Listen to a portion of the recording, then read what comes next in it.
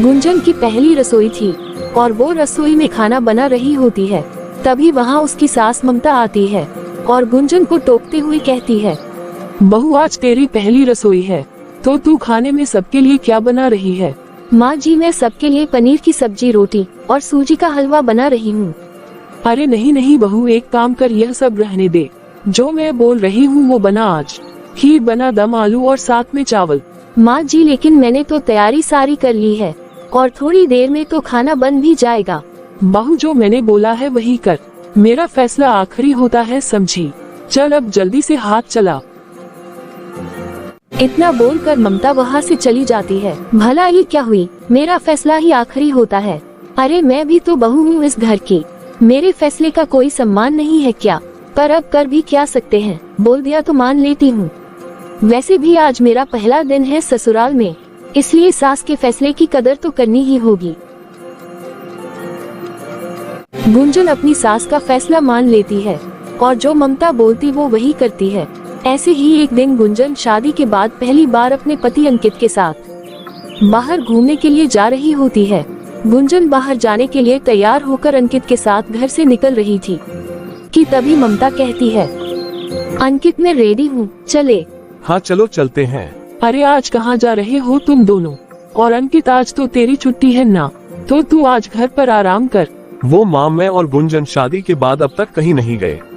गुंजन का भी काफी मन था घूमने जाने का, तब बस हम घूमने ही जा रहे हैं। शाम को जल्दी घर आ जाएंगे। अरे जल्दी कैसे आ जाएंगे, घूमने जाने में थोड़ा बहुत टाइम तो लगता ही है ना। तुम दोनों किससे पूछ के घूमने जा रहे हो? मुझसे तो किसी ने पूछा ही नहीं, अपनी मर्जी से ही घूमने निकल रहे हो। माँ अचानक ही प्लान बन गया और अब छोटी छोटी बातों में आपको क्या तंग करे। कोई कहीं नहीं जा रहा। अरे नई नई शादी हुई है तुम दोनों की और अभी से घूमने जाना है, वो भी बिना घर के बड़ों की इजाजत लिए हुए। अरे माँ जी नई शादी हुई है तभी तो घूमने जा रहे हैं। अब क्या आपकी उम्र तक आने के बाद हम घूमने जाएंगे? नई शादी के बाद ही तो सब लोग घूमने जाते हैं ना। बहू तू अपनी ज्यादा जुबान मत चला, चल अपने कमरे में जा, बढ़िया है घूमने वाली। ममता के बोलने पर अंकित अपने कमरे में चला जाता है। अब जब अंकित ही अपनी माँ के सामने कुछ बोल नहीं पाता तो बेचारी गुंजन क्या करती, इसलिए वह भी अंकित के साथ अपने कमरे में चली जाती है। गुंजन को अपनी सास के फैसलों से बहुत परेशानी होने लगी थी, लेकिन वो कुछ बोल नहीं पा रही थी। एक दिन ममता की पड़ोसन विमला उनके घर आती है और गुंजन से कहती है, अरे गुंजन बहू थोड़ी चीनी दे दो। वो क्या है ना, मेरे घर में चीनी खत्म हो गई है, शाम को लेने जाऊंगी, लेकिन अभी के लिए थोड़ी चीनी दे दे। जी आंटी जी आप यहीं रुके, मैं अभी आपके लिए चीनी लाती हूँ। गुंजन जैसे ही अंदर आती है, बहू तुझे कुछ ज्यादा ही परेशानी है क्या? तुझे पता नहीं एक पत्ता भी मेरी मर्जी से यहाँ से वहाँ नहीं होता, और तू अपनी मर्जी से विमला बहन को चीनी देने जा रही है। लेकिन माँ जी मैं तो बस चीनी दे रही हूँ विमला आंटी जी को। चीनी देनी है उसके लिए मना नहीं है, लेकिन तू होती कौन है ये फैसला लेने वाली कि क्या करना है और क्या नहीं? ये घर मेरा है और इस घर के फैसले भी मैं ही लेती हूँ। मैं अभी मरी नहीं हूँ, समझी? फिर गुंजन विमला को चीनी दे देती है और फिर गुंजन गुस्से में अपने कमरे में चली जाती है। मेरे लिए यही तो दिक्कत है कि मेरी सास जिंदा है। अरे चीनी जैसी छोटी सी बात के लिए भी मैं आपके फैसले का इंतजार करूं। पता नहीं मैं अपने ससुराल में कभी अपने फैसले ले भी पाऊंगी या नहीं, या बस सास के फैसले ही सुनने को मिलेंगे मुझे। गुंजन अपनी सास की बात को नकार नहीं रही थी, लेकिन उसके मन में यही बात थी कि उसके ससुराल में सारे फैसले उसकी सास ही ले रही थी, उसे अपने लिए फैसले ही लेने नहीं दे रही थी। कुछ दिनों बाद गुंजन के नंद गुंजन के कमरे में जाती है और कहती है, भाभी कल ना मेरे कॉलेज की छुट्टी है और ये बात माँ को भी पता है। मेरे सभी दोस्तों ने ना कल घूमने जाने का प्लान बनाया है। आप माँ से बात करो ना कि वो मुझे घूमने जाने दे। ये क्या बोल रही हो प्रीति, तुम क्या अपनी माँ को जानती नहीं हो? अगर अभी जाकर मैंने उन्हें कुछ बोल दिया तो माँ जी यही बोलेगी कि ससुराल के सारे फैसले मैं ही लेती हूँ। हाँ तो भाभी आपको मम्मी का फैसला ही तो बदलना है। प्लीज भाभी मेरी थोड़ी मदद कर दो ना, मेरा भी बहुत मन है घूमने जाने का। भाभी आप माँ को मनाओ ना। प्रीति एक काम करो, तुम घूमने चली जाओ, माँ जी को मैं देख लूंगी, और अगर पता चल भी गया तो देखा जाएगा आगे क्या करना है। गुंजन अपनी मर्जी से प्रीति को घूमने जाने की इजाजत दे देती है। अगले दिन प्रीति घूमने चली जाती है और ये बात ममता को पता चल जाती है। ममता प्रीति के आने का इंतजार कर रही थी और जैसे ही प्रीति घर वापस आती है तो ममता कहती है, आज तेरे कॉलेज की छुट्टी थी और तो तू बाहर कहाँ गई थी और किससे पूछकर गई थी? माँ, वो भाभी ने बोला था कि मैं बाहर घूमने जा सकती हूँ, इसलिए बस। प्रीति की बात सुनकर ममता को और भी ज्यादा गुस्सा आता है।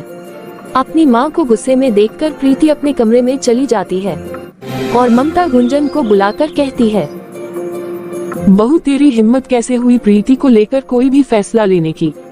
कितनी बार समझाया है तुझे कि कुछ भी करना होता है तो मुझसे बिना पूछे मत किया कर। माँ जी, वो प्रीति का घूमने का मन था तो मैंने उसे जाने को कह दिया और कुछ नहीं। अच्छा, उसने कहा और तूने फैसला ले लिया तो ठीक है। अब तूने फैसला लिया है तो तुझे उस फैसले की सजा भी मिलेगी। आज की रात तू छत पर ठंड में सोएगी, तभी तेरी अक्ल ठिकाने आएगी। ममता को बहुत गुस्सा आता है कि गुंजन ने कोई फैसला क्यों लिया, इसलिए ममता गुंजन को सजा दे देती है। ऐसे ही एक दिन गुंजन अपना सामान पैक कर रही होती है, तभी ममता किसी काम से वहाँ आ जाती है और पैक सामान देखकर कहती है, बहू ये सामान क्यों पैक कर रही है, कहीं जाना है क्या? माँ जी, मैंने आपको बताया तो था कि मेरी बहन की शादी है, तो मैं अभी से सामान इकट्ठा कर रही हूँ और पैक कर रही हूँ ताकि बाद में कोई परेशानी ना हो। अच्छा बहू, मैं सोच रही हूँ कि तू अपनी बहन की शादी में मत जा। माँ जी, ये आप क्या बोल रही हो? मेरी बहन की शादी है और ऐसे कैसे मैं ना जाऊँ अपनी बहन की शादी में? ये मेरा फैसला है कि तू अपनी बहन की शादी में नहीं जाएगी। अभी तेरी नई शादी हुई है, तुझे तो यहाँ वहाँ घूमने से ही फुर्सत नहीं है। अब तू अपने घर पर ध्यान दे, वही ज्यादा अच्छा होगा तेरे लिए। लेकिन माँ जी। लेकिन कुछ नहीं, मैंने बोल दिया ना एक बार कि तू अपनी बहन की शादी में नहीं जाएगी तो नहीं जाएगी। ये तेरी सास का फैसला है। ममता अपना फैसला सुनाकर चली जाती है। गुंजन को बहुत गुस्सा आता है क्योंकि उसके ससुराल में सास के फैसलों के आगे गुंजन दबती ही जा रही थी। लेकिन अब गुंजन चुप रहने वाली नहीं थी। फिर कुछ दिनों बाद जब गुंजन की बहन की शादी का दिन पास आता है तो वो अंकित के साथ जाने लगती है। तभी ममता रोकते हुए कहती है, अंकित चलो, मैं तैयार हूँ। हाँ चलो चलते हैं। बहू तू मेरे फैसले को ऐसे नकार नहीं सकती। माँ जी, आपके फैसले हम सबकी भलाई के लिए होते तो मैं नहीं नकारती, लेकिन ये हमारी भलाई के लिए नहीं है।